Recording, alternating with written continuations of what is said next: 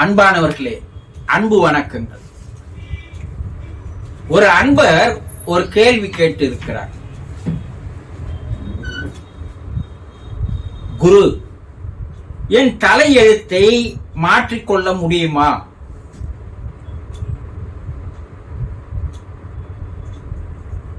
இதை முதலில் கூறுவதாக இருந்தால் நீங்கள் நம்பித்தான் ஆக வேண்டும். மாற்றிக்கொள்ள முடியும். முயன்றால் முடியாதது எதுவுமே இல்லை. முயற்சி திருவினையாக்கும். முதல்ல தலை விதி, தலை எழுத்து என்பது என்ன? என் தலையில அப்படி எழுதி வச்சிருக்குது, அதனால நான் என் வாழ்க்கை இப்படிதான் வாழ்ந்து ஆக வேண்டும் என்று பலர் கூறுவதை கேட்டிருக்கிறீர்கள் இல்லையா? என் தலைவிதிப்படி என் வாழ்க்கை நடக்கிறது. என் தலையில அவன் அப்படி எழுதிட்டான். அது யாரால மாற்ற முடியும்? விதியேன்னு என் வாழ்க்கையை நான் நடத்தி கொண்டிருக்கிறேன். பல பேர் சொல்றதை நீங்க கேட்டு இருக்கிறீங்க இல்லையா? யார் எழுதிட்டான்? உங்க குடும்பத்தில் இருக்கிறவங்களா, உங்க நண்பர்களா, இல்ல உங்க உறவினர்களா, இல்ல உங்களுடைய எதிரிகளா, விரோதிகளா? யார் எழுதிட்டான்? உங்க தலையில எல்லாரும் என்ன சொல்லுவீங்க? இறைவன் எழுதி விட்டான், நான் என்ன செய்வது? இதுதானே எல்லாரும் சொல்றீங்க. இறைவனுக்கு வேறு வேலை இல்லையா? இந்த உலகம் முழுவதும் இருக்கின்ற ஒரு நாளிலே கோடிக்கணக்கான குழந்தைகள் பிறக்கிறது. ஒவ்வொரு குழந்தை தலையில அவன் எழுதி எழுதி எழுதி ஆட்டோகிராஃப் போட்டு போட்டு அனுப்பின்னு உட்கார்ந்து இருந்தான்னா அவனுக்கு வேறு வேலையே இல்லையா? இதுதான் அவனுடைய தொழிலா? கொஞ்சம் சிந்திச்சு பாருங்க. அப்படி அவன் எழுத ஆரம்பிச்சான்னா அவனுக்கே நேரமும் காலமும் போதாது. இல்ல பிரிண்ட் போட்டு அனுப்புறானா? கொஞ்சம் யோசனை செய்து பாருங்க. இறைவனா இதற்கு காரணம்? முதல்ல இறைவன் தான் இதற்கு காரணம் நம்பி நீங்கள் வாழ்ந்தீர்களானால் உங்களை போல ஒரு முட்டாள்கள் இந்த உலகத்தில் வேறு யாருமே கிடையாது.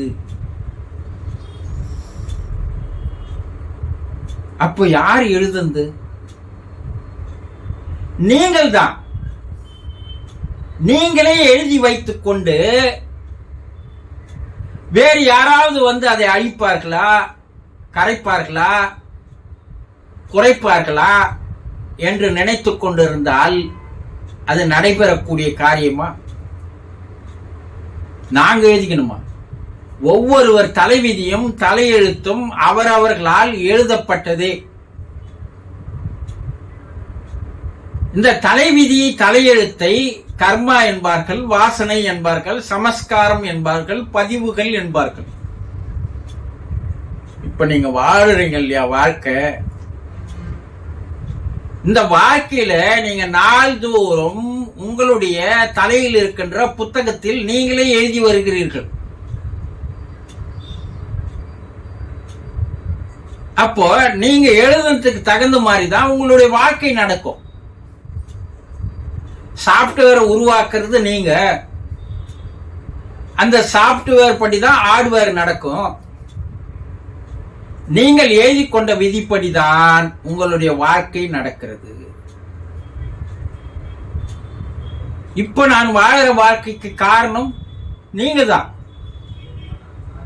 போன பிறவியில் நீங்கள் எழுதி கொண்டதை, சேர்த்து கொண்டதை, பதிவு செய்து கொண்டதை, விதைத்து கொண்டதை இப்போது நீங்கள் ஆண்டு அனுபவித்து வருகிறீர்கள்.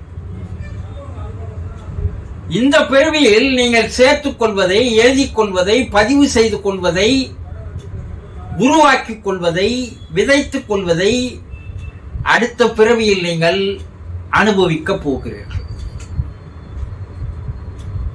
நீங்க போன பிறவியில எழுதிட்டு தான் வந்தீங்க. இந்த பிறவி எதற்கு இறைவன் தருகிறான் என்றால், போன பிறவியில் எழுதிய உங்க தலையெழுத்தை, தலைவிதியை இந்த பிறவியலாவது மாற்றிக்கொள்ளுங்கள் என்பதற்காக தான் உங்களுக்கு பிறவியை தருகிறான், அறிவை தருகிறான். ஆனா இதை புரிந்து கொள்ளாத நீங்கள் மறுபடியும் மறுபடியும் பதிவுகளை, எழுத்துக்களை மேலும் மேலும் எழுதிக் கொள்கிறீர்கள். இது ஒரு தொடர்கதையாக மாறிக்கொண்டே இருக்கிறது. அப்ப என்ன செய்யணும்? போன பிறவியில் எழுதிய தலையெழுத்தை இந்த பிறவியிலாவது, இப்போது வாழும் பொழுதாவது அழித்துக் கொள்ள முயற்சி செய்ய வேண்டும்.